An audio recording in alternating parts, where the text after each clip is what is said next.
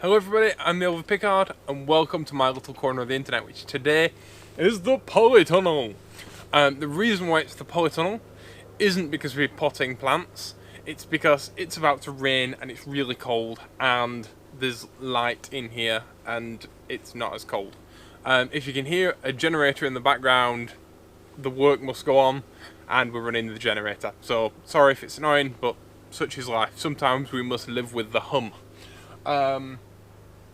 Today's video is a review of VeloFlex Master 25 tyres. Now then, these are not something that has been provided me free of charge. They are a product that I have purchased myself and I have been running for ages. Usually when I do a review, I try and do, unless it's a book, I try and do at least 100 miles or so, maybe a bit more, to try and get a real feel for what the product's like, so if it's a jersey or something like that. But in the case of these are the ones that have just, this is the Panther's front wheel, my lovely little Otero, and as you can see the colour difference, these are clean and these are minging, and the reason why these are so awful looking is because this tyre has about 4,000 kilometres on it. In fact, over 4,000 kilometres now, and I've ridden them since last autumn. I changed at that time from tubular tyres to clinchers, which, if you don't know what a clincher rim is, it's a traditional rim where you use an inner tube, rather than a tyre that you have to spend 3 days gluing on. I absolutely love tubular tyres. They are absolutely fantastic. Tubular tyres are what Tour de France racers ride on, and the reason is if you get a puncture or anything like that, the tyre stays on the rim. It won't rip off once it goes flat. So you can pull into the side of the road, get a service car, put a new rim on.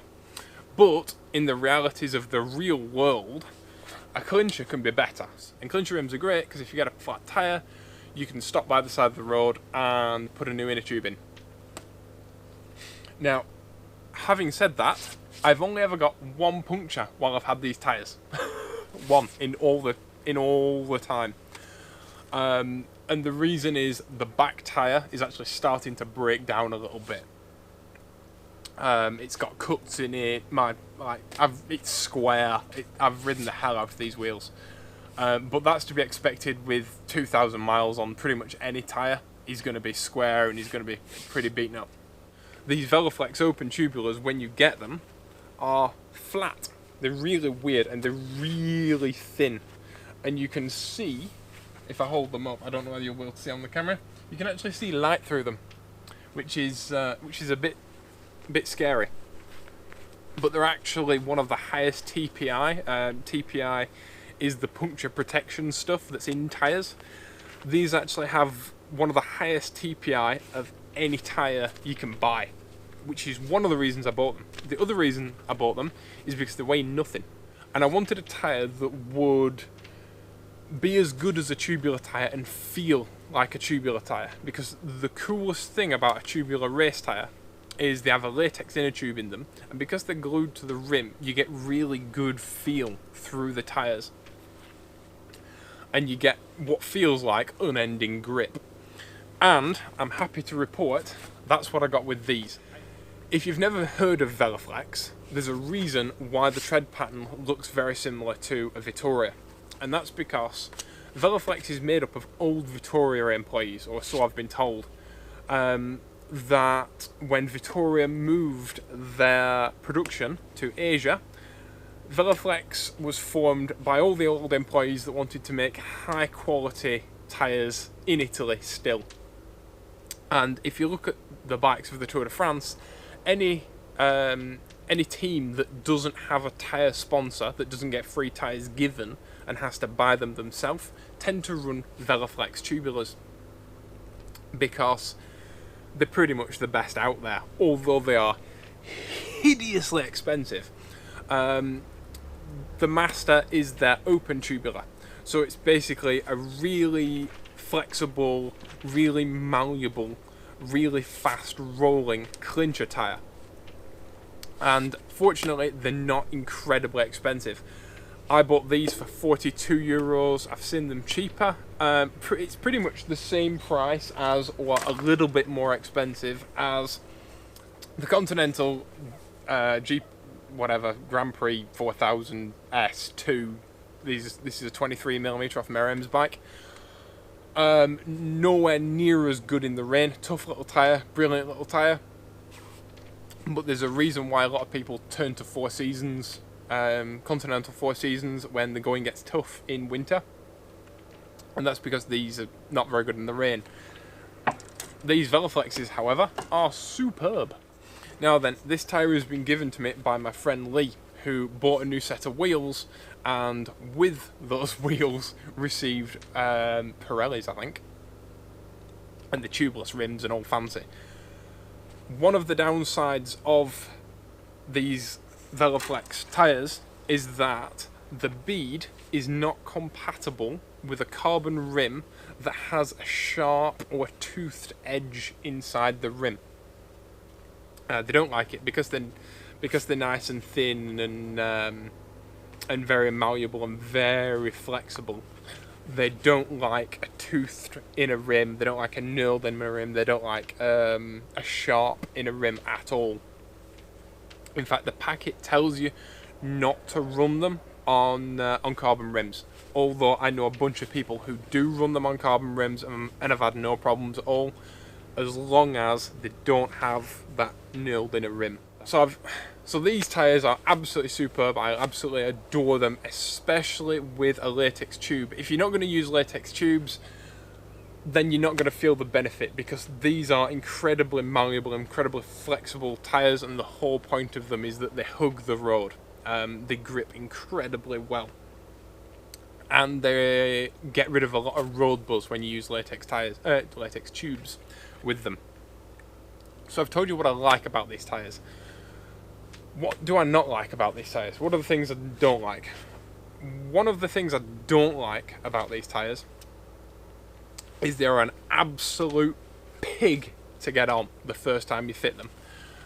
What I suggest you do if you've got fancy carbon rims is get an old alloy wheel from your old bike or from your winter bike or whatever, from someone else's bike even, borrow a set.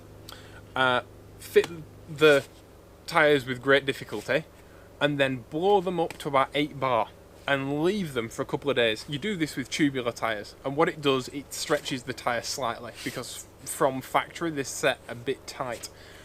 So if you have a set of rims, I know a lot of Campagnolo rims can be very tight and very difficult to fit tyres to. So just whack them on and leave them for a day, and then take them off, and they'll be much easier to fit to your wheels, and you won't risk damaging your nice carbon wheels.